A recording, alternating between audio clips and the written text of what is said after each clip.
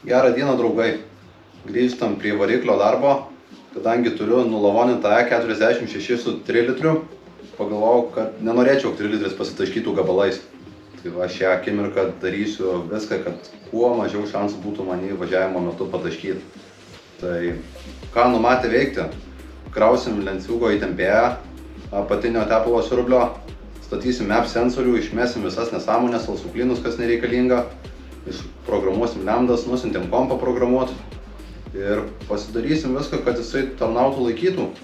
Barbanusus persirinksim, lenciūgo įtempėją pasikeisim ir tokia būtų eiga. Tai pažiūrom į motorą. Labai gerai, kad aš pamačiau prieš išimant variklį, kad būtų gerai šitą varžtą atsisukti.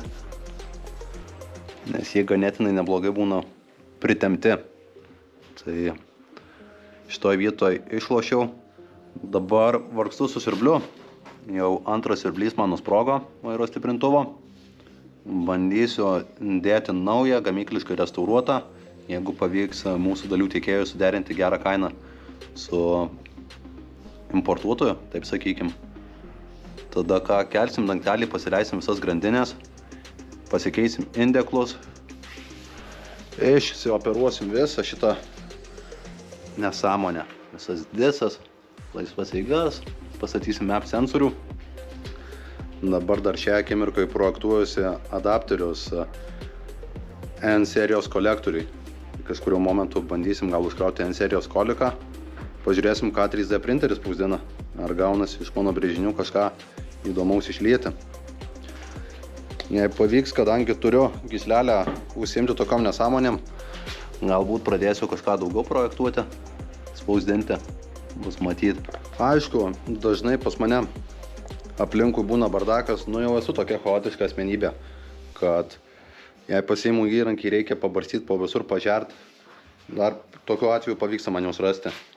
Kuomet tvarkingai vietose jie stovi, aš dažniausiai nesitikiu, kad juos ten galiu rasti ir užsiieškau jų. Tai labai nekreipkite dėmesio, suprantu, kad negerai, suprantu, kad kitaip reikia organizuotis darbo veiklą, bet kiekvieno chaosas yra jo asmeninė tvarka. Taip ir palikim šiam kartui.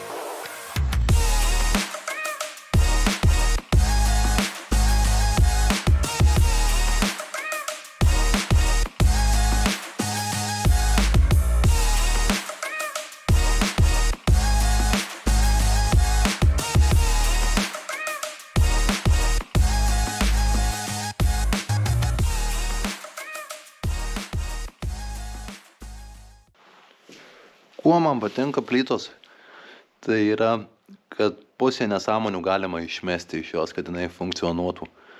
Tai dabar jau išmestos visos antrinės pompos, pralaisvinsim alsauklyną, tai galim pašalinti šitą, šitas vamzdelis pasijungs į kečkeną, toliau kitoj pusėj irgi nemažai įsimeta, tai pašalinsim disą.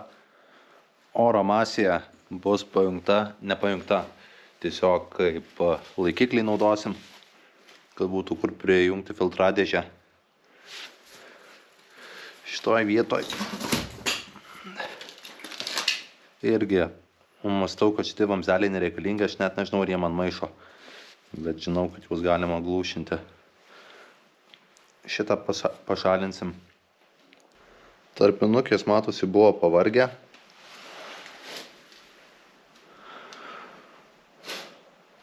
Tai toliau tęsim nusirankiojimą, prieisim prie variklio paskirsimo mechanizmo. Nežinau, ar plytai būtina keisti grandinę, bet radau neblogą komplektuką, gerą kainą. Tai kad jau čia į ją būsim, tai pasikeičiam. Teko pakeisti šitą daviklį. Čia yra alkūninio veleno padėties jutiklis. Tai teko girdėti, jog dirba tik ant originalaus jutiklio, kad visi kiti, net ir gero gamintojo jutikliai teisingai neskaičiuoja, bet pabandėm įdėti Valeo, jis antras pagal kainą buvo lyginant su gamintojo OEM dalimi. Po kol kas viskas veikia, dirba tvarkingai, gražiai.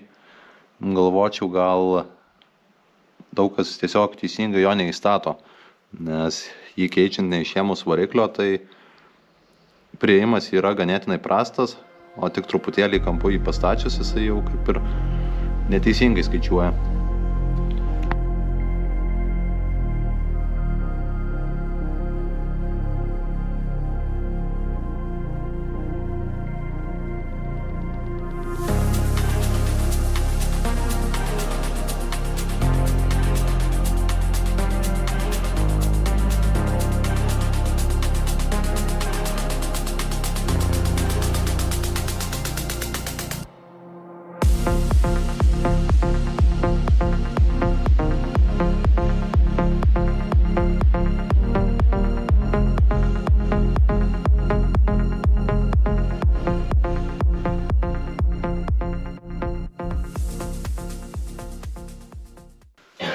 Dabar metas papasakoti, kodėl anglus visi keikia.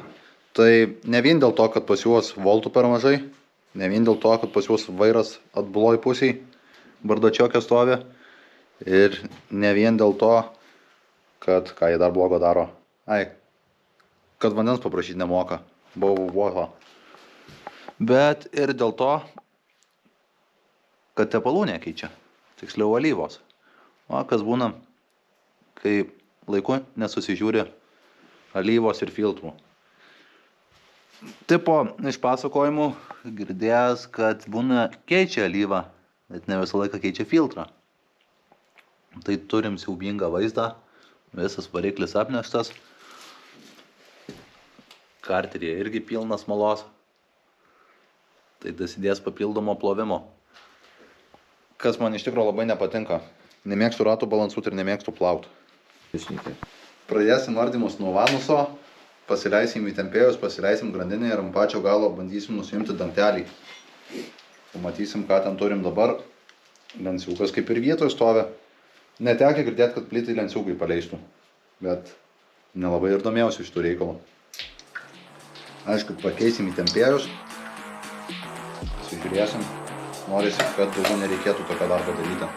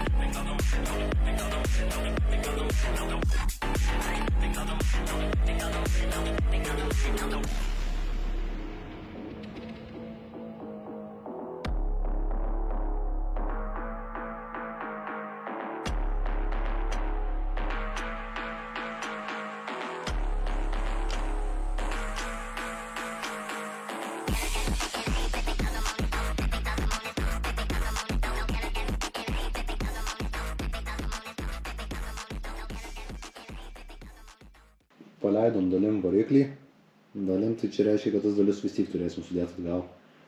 Įsiėmėm alkūnę, kadangi keičiam indeklus, tai bus paprasčiau.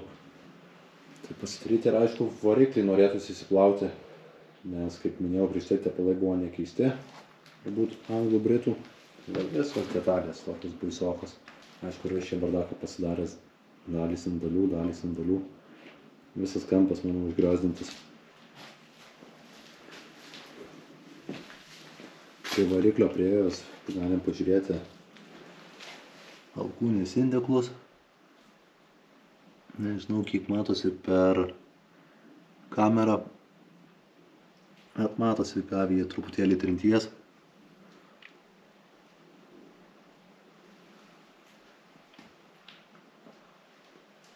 Tai žodžiu, nesismulkinsim, juos visus pakeisim, nusiplausim čia viską, nusivalysim, kad būtų švaru gražu. Ir pradėsim surinkinėjimą. Prasiplovėm variklį. Nesu pedantas, tai iki idealaus čia dar yra ką veikti. Bet apversiu, įsipūsiu dulkes, pabandysiu kiek įmanoma visur, kad būtų mažiau nešvarumų. Ir pradėsim dėti indeklus. Tai čia dabar situaciją turim tokią. O karteris va, visas šiukšlė nuneštas. Irgi įsivalysim. Aišku, reikės kažkurio momentu truputėlį apsitvarkyti, nes irgi siaubingai apsikuičiu aš visą laiką. Viršutiniai indeklai dar, sakyčiau, kaip ir gyvi būtų, tačiau ant apatinių kakliukų matyti, kad ten jau išplauti visiškai. Su keliais meistrais kalbėjausi. Meistrai teigia, kad kuomet pripili priedo variklių praplauti, tikėtina, kad išplauni indeklus. Ir kad rekomenduotų to nedaryti. Jeigu nori prasiplauti variklį, pilti keletą kartų šviežios alyvos, supili, padirba, išleidi, supili, padirba, išleidi. Ir taip praplauti. Išsivalėm guliavietės, susikrovėm indeklus. Tiek stūmoklinius, tiek švaistyklinius. Dabar dėsim ant kakliukų ir bandysim statyti alkūnę į vietą. Kas nori šitą darbelį darys, tai nepamirškit, kad šitose vietose turi papulti tepaliukas. Būtinai susitepam šitas vietas. Yra specialaus tepalo.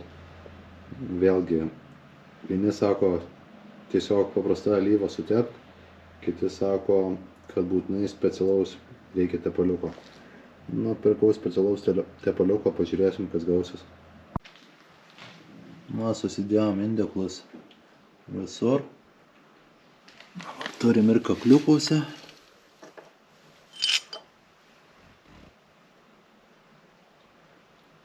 Na, aišku, visą šitą purvyną eisim su absorbentu valyti. Taip pat naujas indeklas.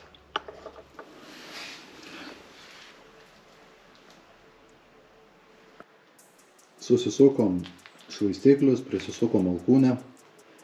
Žodžiu, jie turi savo sukimo seką.